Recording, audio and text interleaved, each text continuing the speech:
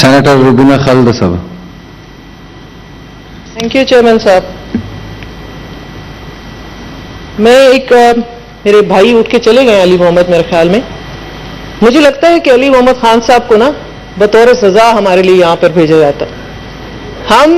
मैं इसको एक्सपेंज करें प्लीज, इस बात को एक्सपेंज करें. मैं इसका जस्टिफिकेशन दूंगी कि सवाल जब पूछा जाता है, आप देखिए आपको हर बात के लिए खड़े होने की जरूरत नहीं है ना. यू शुड रियलाइज कि आपकी कितनी इस चेयर की इंपॉर्टेंस है.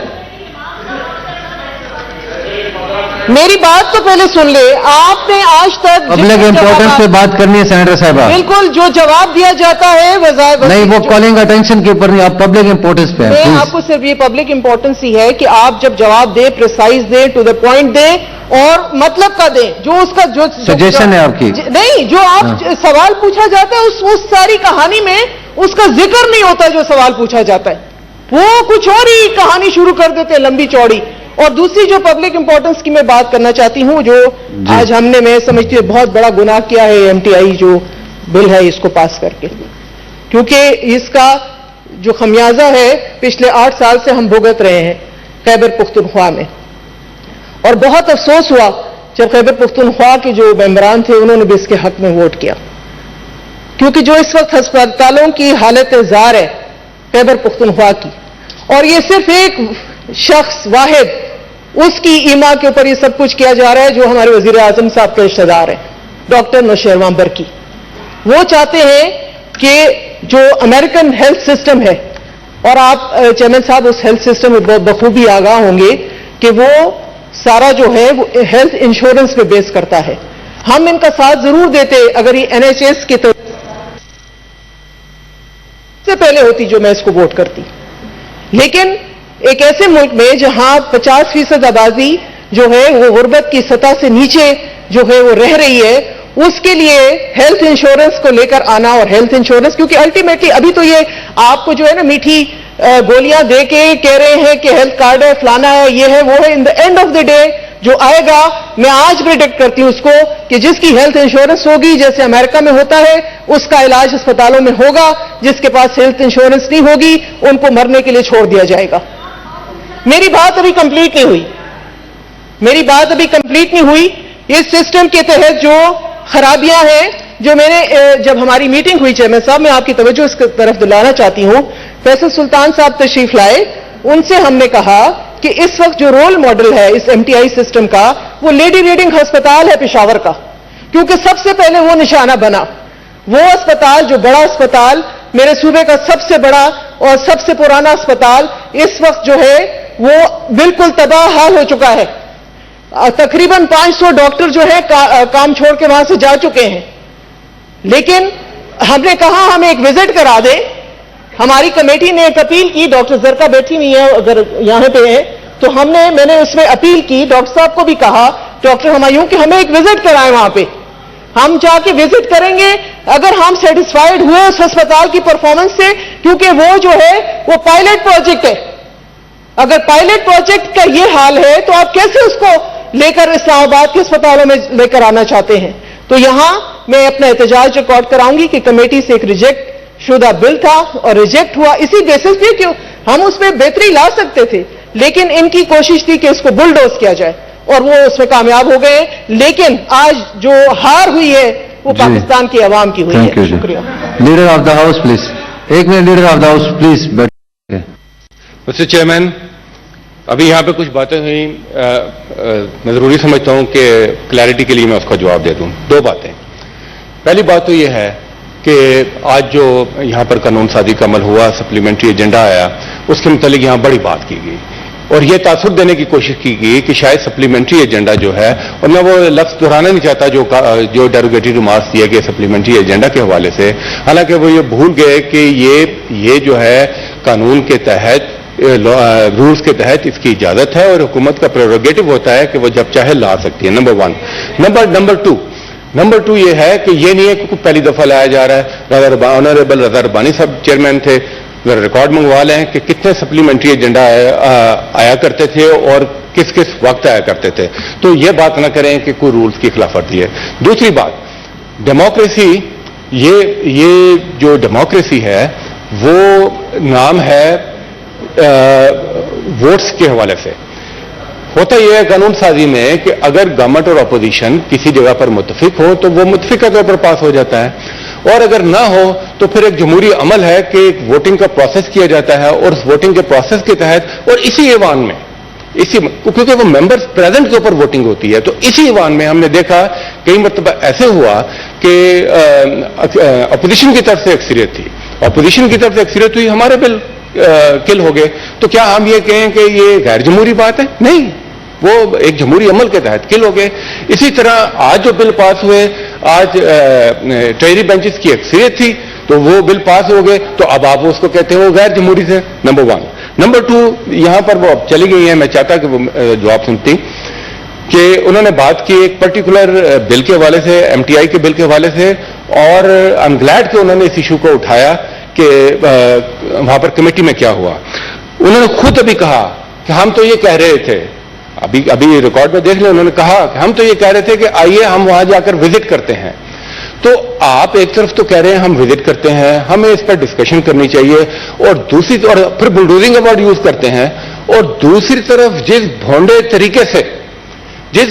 طریقے سے اس کو اسٹینڈنگ کمیٹی کے اندر ریجیکٹ کرایا گیا، میں سمجھتا ہوں وہ توہین ہے اسٹینڈنگ کمیٹیز کے۔ یعنی کہ ایک ممبر اگر اٹھ کے پانی پینے کے لیے باہر، اور آپ نے دائیں بائیں دیکھا کہ وہ آپ کے اس وقت زیادہ ہے، تو آپ نے شور مچا دیا کہ آپ ووٹنگ کریں، اور ریکارڈنگ منگوا لیں۔ چیئرمین کہتا رہا کہ ابھی ممبرز کو آنے دیں، مگر آپ نے زور لگا کے ووٹنگ کرا کے اس کو ریجیکٹ کرا دیا۔ کوئی بات نہیں، آپ نے کرا دیا، ہاؤس نے اپنا فیصلہ دے دیا، وہ پاس ہو گیا۔ دوسری بات، اس کے میرٹس ڈی میرٹس پہ بھی یہاں بات کی گئی، جو کہ فیکچولی غلط بات ہے۔ دیکھیں یہ بل ہے کیا تھا؟ یہ بل صرف یہ ہے کہ اس کا صرف جو ایڈریس کرتا ہے وہ اس ہیلتھ ریفارمز کا حصہ ہے جو پی ٹی آئی کی حکومت، تحریک انصاف کی حکومت کے منشور میں شامل ہے، اور انشاءاللہ وہ ہم کر رہے ہیں اور وہ کریں گے۔ وہ کیا ہے؟ وہ یہ ہے کہ ایک عام آدمی کو بھی وہ سہولت ملے صحت کی، ایک عام آدمی کو بھی صحت کی وہ سہولت ملے جو یہاں پر بااثر لوگوں کو ملتی ہے۔ یہاں پر بااثر لوگوں تو جب دل کرتا ہے دوائی لینے باہر چلے جاتے ہیں، مگر غریب آدمی جو ہے اس نے تو اس ملک میں علاج کرانا ہے۔ یہ کیا بات ہوئی کہ غریب آدمی سرکاری اسپتالوں میں دھکے کھائے نیلی پیلی دوائی کے لیے، اور اشرافیہ جو ہے وہ بڑے بڑے ہاسپٹل میں کریں؟ ہم نے اس کو توڑنا ہے، اور ہم اس کو توڑ رہے ہیں عمران خان کی قیادت میں، اور ہمارا یہ ایمان ہے کہ ہم نے اس ملک میں عام آدمی کو صحت کی وہ سہولت دینی ہے جو کہ ایک بااثر اور آدمی کو یہاں پر ملتی ہے۔ بات ہوئی لیڈی ریڈنگ ہاسپٹل کی، تو اچھا ہوا آپ نے اس کا ذکر کیا۔ اس میں کوئی یہاں پر کچھ دوستوں نے نعرے لگائے، پڑھتے ہیں نہیں ہے، ہمیں کہتے ہیں کہ آپ پڑھتے نہیں ہیں، پڑھے تو صحیح۔ نجکاری، اور نجکاری کیا ہوتی ہے آپ کو پتا ہے؟ نجکاری میں اور خود مختاری میں فرق ہے۔ یہ نجکاری نہیں ہے، یہ خود مختاری ہے، یہ اٹانومی ہے۔ آپ ہیلتھ سسٹم کو بیوروکریٹک ریڈ ٹیپزم کے ساتھ نہیں چلا سکتے۔ ایک آپ کو چیز چاہیے، میں ڈاکٹر بھی ہوں، میں نے وارڈوں میں کام بھی کیا، اپنی آنکھوں سے دیکھا وہاں پر انسانیت کس طرح رلتی رہی ہے۔ آپ لوگوں کی حکومتیں ہوتی تھی اس وقت، ہم نے اس کو توڑنا ہے، ہم نے انسانیت کو رلنے نہیں دینا ان ہسپتالوں کے اندر۔ ہم نے یہ نہیں کرنے دینا کہ بڑے بڑے کنسلٹنٹس ہیں وہاں پر ان کی تختیاں لگی ہوں، وہ صبح آئیں ایک کپ چائے کا پیئیں اور شام کو جا کر اپنی وہاں پر پریکٹس کریں۔ جو کام کرے گا 8 گھنٹے پورے کام کرے گا، نہیں کرے گا تو جائے گھر میں۔ یہ ہے اس بل کی روح۔ آپ غریبوں کی زندگی سے نہیں کھیل سکتے، یہ ہے اس بل کی روح۔ جناب چیئرمین، ایک چیز کے لیے ایک فائل جاتی ہیلتھ منسٹری، کوئی چیز چاہیے، ایک فائل کا وہ کاغذ ایک فائل سے دوسری فائل میں، فائل ایک میز سے دوسری فائل میں، دوسری میز پہ، وہ پھر ایک ڈپارٹمنٹ سے دوسرے ڈپارٹمنٹ میں، ایک منسٹری سے دوسری منسٹری میں، کاغذ جو ہے سفید پیلے ہو جاتے ہیں اور وہاں پر تک نہیں ہلتا۔ ہم نے یہاں کیا کیا؟ ہم نے ان کو اٹانومی دی۔ ہم نے کہا 1 لائن بجٹ، یہ لیں بجٹ آپ کا، آپ اپنے فیصلے خود کریں، پروفیشنل بیسس پر اپنے فیصلے کریں، جو آپ کی ضرورت ہے پوری کریں، اور سال کے بعد اس کا آپ سے حساب لیا جائے گا۔ سہولتوں میں کیا بہتری آئی، اور دوسری طرف آپ نے خرچ کیا کیا، چاہے وہ اس میں آڈیٹر جنرل کے پاس اس کا آڈٹ جاتا ہے، اس کے بعد ایکسٹرنل آڈیٹرز ہیں، اور یہ تمام چیزیں رکھی گئی۔ لیڈی ریڈنگ ہاسپٹل، یہاں پر کافی دوست ہیں کے پی سے، اس کی حالت زار کا سب کو پتا ہے وہاں پر کیا حالت تھی۔ جب سے وہاں پر ایم ٹی آئی کا بل آیا، لیڈی ریڈنگ ہاسپٹل لے کے جائیں کمیٹی، میں تو دعوت دیتا ہوں لے کے جائیں کمیٹی اور جا کے اپنی آنکھوں سے دیکھیں کہ آج لیڈی ریڈنگ ہاسپٹل ایک state of the art hospital کی طور پر آپ کو نظر آئے گا. اس بل کے آنے کے بعد, اس ایم ٹی آئی کے نفاذ کے فوراً بعد چند دنوں کے اندر وہاں پر ایک نیا بلاک قائم ہو گیا. آپ نارمل بیوروکریٹک طریقے سے چلتے تو آپ کو 5 سال لگتے, آپ کا وہ نیا بلاک نہیں بن سکتا تھا. آج وہاں پر ایک نیا بلاک ہے 350 بیڈز کا, اس میں 25 state of the art operation theatre نئے بنے ہیں اور 21 ایک state of the art I C U beds وہاں پر لگے ہیں.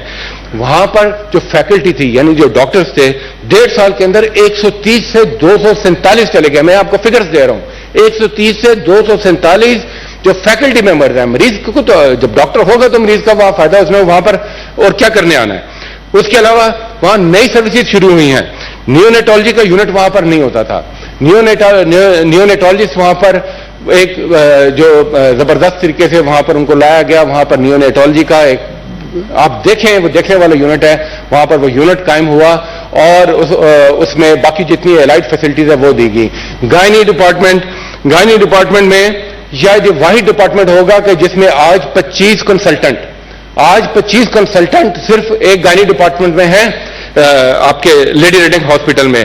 اور وہ جو پہلے سو کالڈ لیبر رومز ہوتے تھے اب وہاں پر پراپر 2 بیڈ 4 بیڈ کے لیبر سویٹس ہیں تاکہ بہتر سہولیات وہاں پر دی جا سکیں. نئی سروسز وہاں قائم ہوئی ہیں. ریمیٹالوجی یونٹ بن رہا ہے. فیملی میڈیسنز کے اوپر وہاں پر کام ہو رہا ہے. ایڈمنسٹریٹو کے اندر بے شمار.